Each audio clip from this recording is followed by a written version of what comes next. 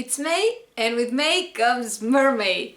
Mermay is my favorite art challenge of them all. I think it's also the first one that I did, or maybe I did in October, I'm not sure.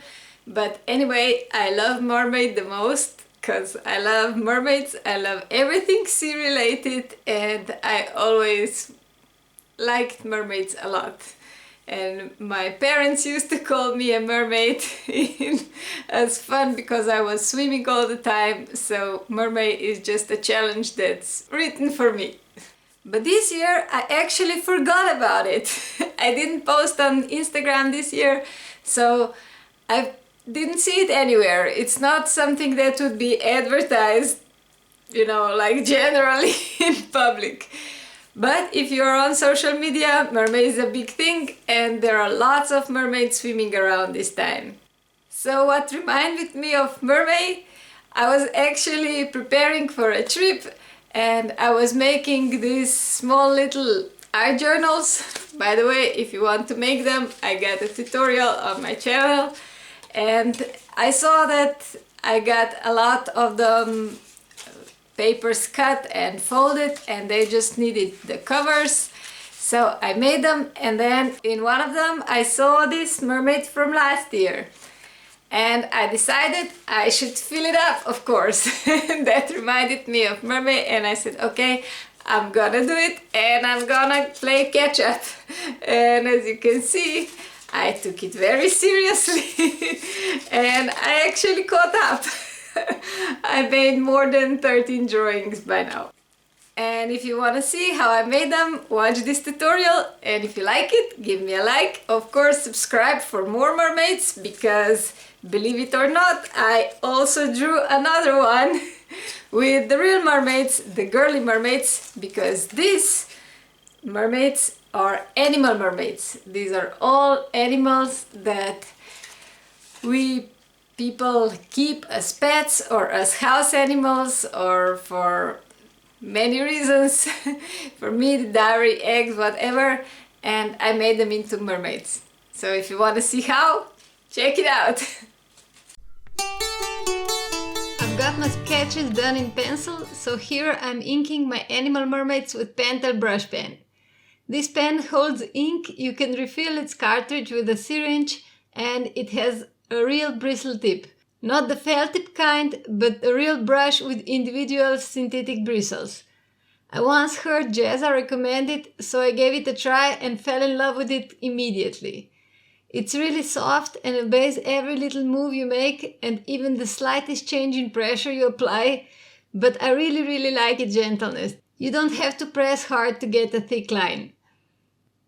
You could also use a normal round brush and a bottle of ink, of course, to get the same results. Or even better, I prefer the natural bristle brushes, but this thing is so damn practical, it's hard to compete.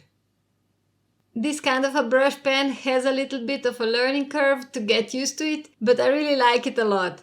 If it's your first time using this kind of pen, practice on a scrap piece of paper first, especially because these drawings are small and every little mistake shows. I know this could be considered scrap piece of paper in theory, but for me, that's my little art journal. Yes, I will use it to experiment on backgrounds with different techniques, but I would still like to get a nice quality of lines. However, don't stress too much about the line quality. This is the good thing about homemade journals. They're very cheap, so you don't have to worry if you ruin them. You can always just make another one. If you want to make one, link is in the description box below the video. You can make it in any size and use offcuts of your paper, and it works great. This particular one is about 2 by 2 inches or 5 by 5 centimeters, and it has 9 pages on each side, so that's 18 in total. It's not enough for the whole mermaid, but 2 of them will be plenty. So I decided to dedicate one to animal mermaids and the other one to cute mermaids. I have already drawn the girly mermaids in the other one, as you could see in the beginning, and I'm thinking of making another video about them. If you'd like to see them painted, let me know in the comments. Back to my animal mermaids. Last year I drew my first little piggy mermaid in this journal, but then came up with the idea of making two versions, a fantasy animal mermaid and a real animal with that name, and that was a lot of fun. But I needed more space for the two versions, so this little art journal was left with one little piggy and he felt lonely, so this year I drew him a bunch of friends. On one side of the accordion booklet there are farm animals and on the other there are pets. I painted them with watercolors, and for the backgrounds I didn't want just a normal wash, so I played with different techniques.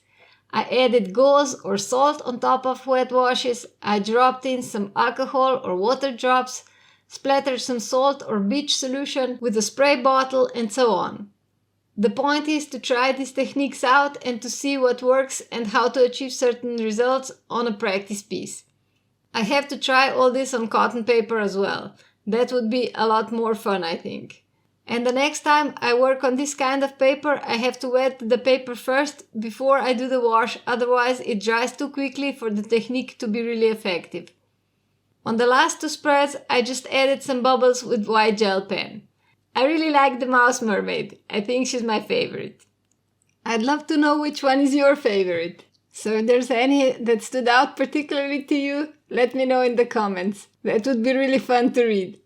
Now you see, you can adapt any challenge to your likings. You don't need to paint normal pretty mermaids if that's not your jam. You can do something really wacky or something really fun or grotesque or whatever. There are no rules in art, as they say. Or maybe they are, but they're meant to be broken. So have fun, make yourself a little journal and just paint and draw. And if you just found out about Mermay, you don't need to play catch up. You can just draw as many mermaids as you can and want by the end of the month. And that will be totally fine. Hope to see you next week with either more mermaids or an ice cream bullet journal theme. Bye bye!